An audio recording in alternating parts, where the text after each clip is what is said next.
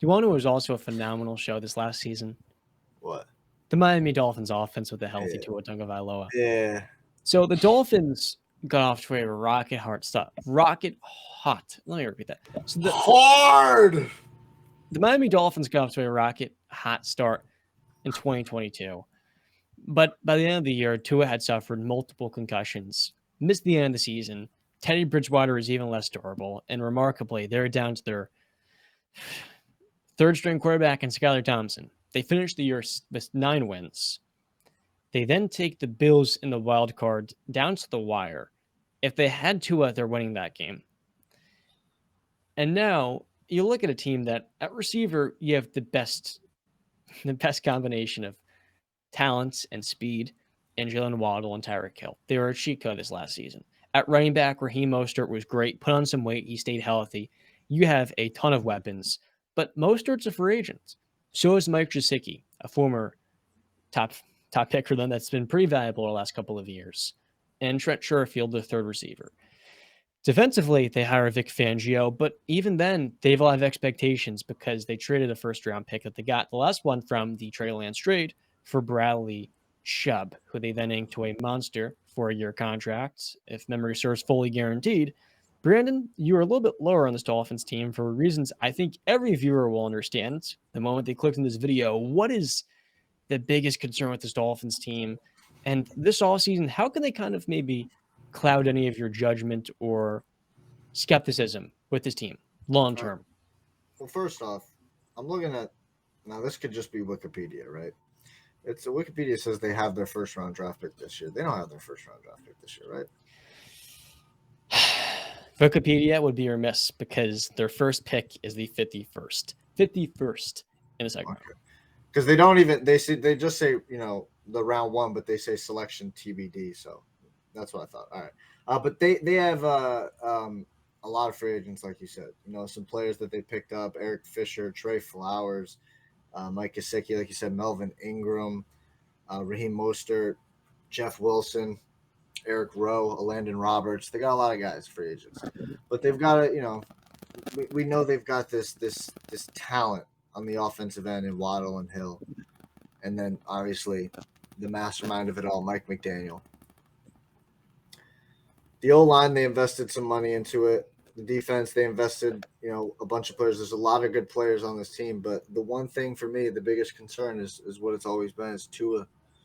I don't believe in him to be a high level quarterback consistently, and I also don't have faith in him staying healthy. It's just a fact. It is what it is. It sucks. It's sad, but sometimes that's what it is. We've seen it before.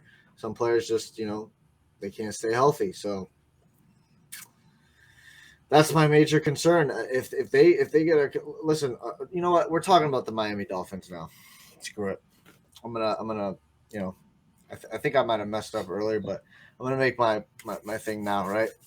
There's a guy out there, quarterback, falling on some hard times. Made a resurgence somewhere on the West Coast late in the season. He's a free agent, and he's got there's a spot here. If the Dolphins are serious, they should call one Mr. Baker Mayfield to be their backup quarterback. And Baker should very much consider this spot. As I said, I'm pretty sure last year when he was a free agent, we were talking about this. I said Miami is a perfect spot because guess what? Backup quarterback. Tua is injury prone. You wait for your opportunity, and guess what? When you get that opportunity, you're not going to be stuck in a Los Angeles Rams team that has literally nothing. You're not going to be stuck on a Carolina Panthers team run by Matt Rule. You're going to be on the Miami Dolphins with Tyreek Hill and Jalen Waddle, with Mike McDaniel calling an insane offensive scheme and a good O-line when healthy. Baker Mayfield in Miami, I love it. I'd hate it for the Patriots to go against it, but I have to be honest, this is one of 3 or 4 teams, I got to remember the other teams, where I believe Baker should freaking consider and really go. And I think Miami, to me, is a number one option, should be his number one option. They should consider that. They should. As a backup quarterback, I'm just saying. I actually really love that. Yeah, That now you kind of now got you me pump. excited. Yeah, That now got you me pump. pumped up. So I would love to see Baker find himself in a spot like Miami, to see him with that gluttony of weapons too, with a trusted head coach that is at developing quarterbacks. And I would like to say, Tua feel terrible about all the injuries that he's had to go through. It's an awful situation because he was off to a fantastic start of the season. That laser show that he put up in Baltimore, I think in week 2, week 3, was incredible. But it's very clear that Miami does need to consider moving on from him as their quarterback. And I wouldn't be surprised in the slightest if they actually go out there and draft a quarterback in the second or third round, just as an insurance policy that's better than Skylar Thompson or Teddy Bridgewater. Because I'll be honest with you, I think Teddy Bridgewater is a very old backup quarterback. But anyways, on the other end, this Miami team is very talented, and they missed a big opportunity because of the injuries to their quarterback, where they almost had a shot at winning this division. They almost had a shot at having a home playoff game, which would have been insanely important. And we spoke about that on one of our episodes when we were talking about which team needs home field advantage the most. And I said, Miami. You get somebody playing in that heat, it's a totally different ball game. New England would go down there routinely and struggle in that weather. So it's something that I think this Miami team is in a good spot. They just need to find the guy. And I feel like I sound so repetitive because we've been doing these recaps of these teams, their offseason previews, and a lot of it really just comes down to who's the quarterback. A lot of it really comes down to if are they going to be healthy enough to do it. But that's the most important position in football. That's the most important position in sports. You need that guy under center, and Hey, Miami Justin, has been looking for that. And unfortunately, Tua hasn't been it. thank you for coming to my side. It took you almost a year, but thank you for coming to my side of what I've been saying all along about the quarterback. Wow. Mm-hmm. Feel validated again. So there's one thing with this Dolphins team that is yet to be mentioned that is a huge red flag, and that is still their offensive line. They signed Teron Armstead, and Teron is a great player, but he can't finish the season. They have Austin Jackson, who I believe they got the Nick Fitzpatrick pick. He is not a starting tackle, and their interior offensive line can be improved. So I agree with you, Brent. Baker Mayfield, his best by far attraction would be going to Miami. Great weather, no state income tax. But most importantly, this Dolphins team was 8-3 after beating the Texans, knocking on the door, as Justin said, of the AFC East title. That was the most competitive division in the AFC, arguably. Arguably, I think the North was right there. And the only thing they were missing was an offensive line and Tua Tagovailoa being available. Now, I don't want to be insensitive here because Tua just turned 25. He had a phenomenal season. And I want to really give him a moment because he deserves it.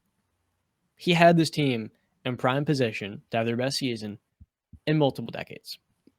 So he had 25 touchdowns in 13 games, a 65% completion percentage, and he threw for 273 yards per game, in spite of being knocked out of 2 games without finishing. He led the NFL in quarterback rating, yards per attempt, yards per completion, yards in attempts, or yards per what is this? Average, whatever it is. He led the NFL in a lot of stats. And he was kind of the right quarterback in the red zone that was absolutely surgical. He continued to get better. He improved his arm, something in the offseason that was a major talking point. The only issue with Tua is his long-term health. He had multiple concussions. And for a quarterback that's not mobile and is just 6 foot, has a slight frame, we have to look at Tua Tagovailoa as a bridge for the Dolphins because long-term as an asset, you may have already seen his best years. Now, his best was phenomenal, right? He was being put into the MVP conversation. But the concern is he's 25 and he can't stay healthy now. And there are a lot of really good quarterbacks that can fit and thrive in this Miami offense. Aaron Rodgers, I mean, look at what he didn't have this year, and then look at what Tua had. They played on pretty similar levels. So Baker Mayfield, he's a smart guy. If I were his agent, I would tell him, go sign in Miami because if there's any team where you can have everything minus the offensive line, which, hey, look, you can sign Baker and you're still going to have that 51st pick to go right tackle, to his blind side, right? Because Teron Armstead plays left tackle. And you have to extend Raheem Mostert. He has to come back. He was amazing for them down the stretch. And also Mike Gesicki as well. I like to see them bring him back if they can. But he's going to be a player like Evan Ingram that I think will command upwards to maybe $10 million a season. So we'll see.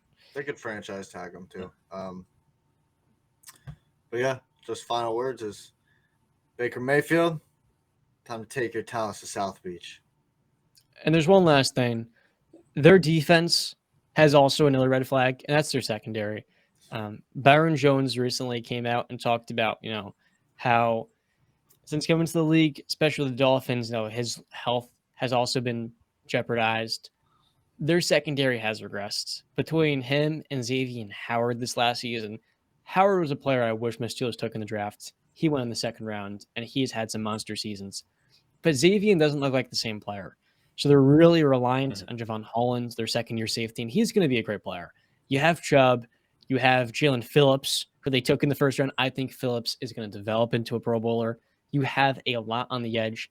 But now for Vic Fangio, his defense is predicated on athletic, smart, and durable safeties that can not only cover one-on-one and man, but can move around. It's his defense relies a lot on making quarterbacks adjust post-snap and process with a heated pass rush coming at you in a matter of a couple seconds what the defense is giving you. They'll show you one look pre-snap, and then they'll change that up. The other thing, too, is with his defense, they also are very shallow. Like, defensively, in the secondary, they're not very aggressive. So you really have to overhaul both the offensive line and the secondary. So while Vic Fangio is coming in here, and he's a great DC, I don't know if the personnel is quite good enough yet, which means in the same way we talked about the Chargers having hand the draft offensively, this Dolphin team needs to inject a lot more defensively because currently speaking, you only have, 6 picks in this year. You have 5 picks and 0 in the top 50. You have a very small margin for error here. And given Tua struggle to stay healthy, the ceiling is you can win the AFC East next year if you get 17 games of your starter. But the risk is that, look, you can't cut Xavier Howard. He's got $33 million dead. He has to be better. And if you don't hand this a second year's draft, there is a potential regression coming in 2020. Well, Jordan Poyer seems like a great fit for the Miami Dolphins. He's a guy that has already came out and said he plays where take half of his paycheck and then also would like to play somewhere where it's sunny and nice for the majority of the year. That's a nice little hit me.